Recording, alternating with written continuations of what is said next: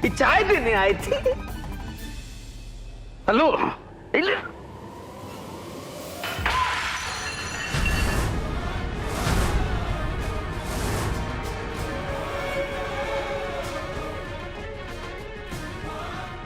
क्या कर रहे हैं बाबूजी आप? अच्छा बस हो गया अभी। दूर हो जाओ भाई, हमारा नजरों से दूर हो जाओ। शक्ल ना दिखाओ हमको तुम लोग, जाओ। अच्छा तुम अफसरगिरी जाओ, अपने ऑफिस में दिखाओ जाकर। इस घर में अफसरगिरी दिखाने का जरूरत नहीं है भाई, जाओ।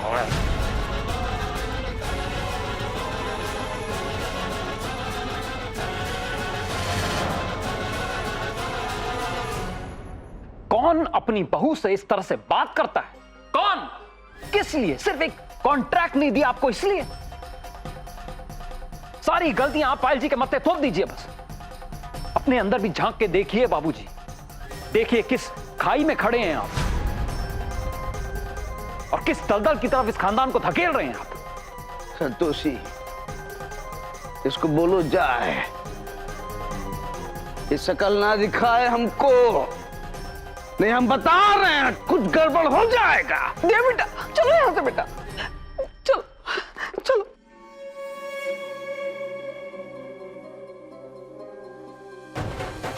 अयोध्या, ये जमीन का डील करना है, किसी तरह भी करना है ये डील। इसको बहुत गुमान है ना लड़की को, बहुत घमंड है अपना पोस्ट का। इसने हमारा अहम पर चोट किया है। एक एक फ्लैट का पैसा इसके मुंह पर मारेंगे, आके मुंह पर। पायल जी, दरअसल हम कल के लिए आपके स्टाफ से माफी मांगने आए हैं। लेकिन इसकी कोई जरूरत नहीं है देव जी। इसकी जरूरत है पायल जी, और हम आपसे भी आज सुबह के लिए माफी मांगना चाहते हैं। लेकिन आप हमसे। पायल जी, आज सुबह जो कुछ भी हुआ वो सरासर गलत था। हम तंग आ गए हैं बाबूजी और भैया के इस रवैये से। हमने डिसाइड कर लिया है, आज शाम को जब आप घर आएंगी हम बाबूजी से बात करेंगे और उनको चेतावनी देंगे कि अगर उन लोगों ने अपना रवैया नहीं बदला तो आप और हम उस घर को छोड़ देंगे।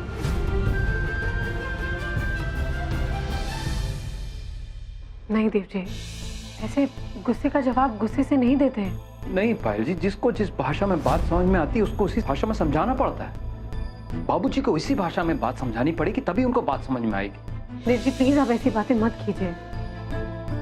हम खुद आज बाबूजी से बात करेंगे। कोई फायदा नहीं है पायल जी।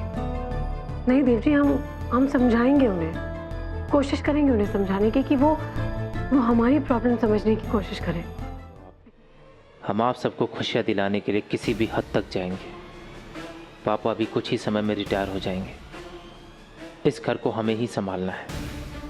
महंगाई बढ़ती जा रही है और खर्चे हैं कि कम होने का नाम ही नहीं लेते। और ऊपर से जिस तरह से हमारा काम चल रहा है, बिजनेस सेट होने में पैसा भी लगेगा और बहुत समय भी। ना हमारे पास अभी इतना वक्त है रुकने के लिए और ना ही इतना पैसा इस बिजनेस को तेज़ी से बढ़ा सकें। जल्द से जल्द कोई रास्ता निकालना होगा जिससे दोनों चीज़ें मैनेज हो जाएं।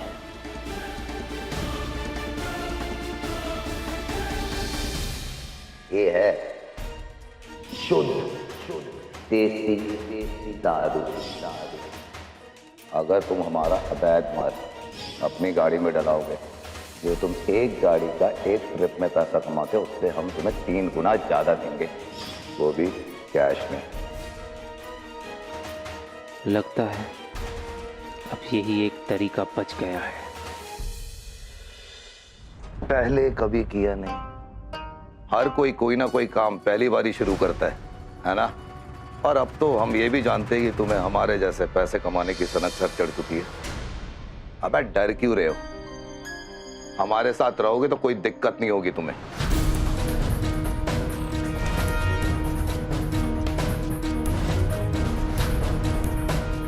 ये रखो अपने पास, पूरे 2 लाख है।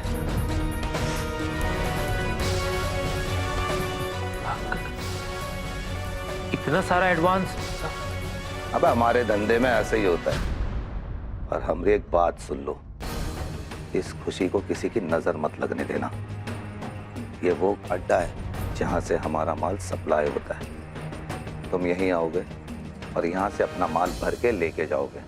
और हाँ, कभी पुलिस के पल्ले पड़ गए ना तो ना हम तुम्हें जानते और ना तुम हमें। ये हमारे इस महीने की तनख्वाह।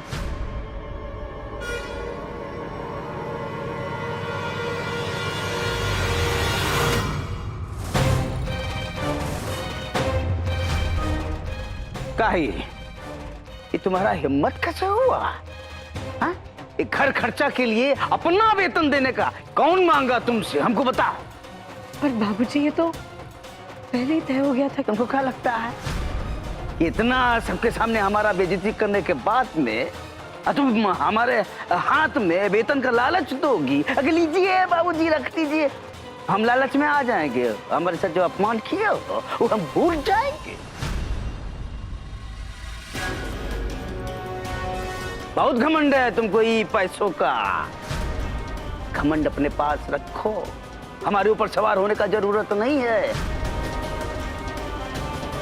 संतोषी जी आप सुन लीजिए, इसके वेतन का एक चवन्नी नहीं आप इस्तेमाल करेंगी, आया बात समझ में?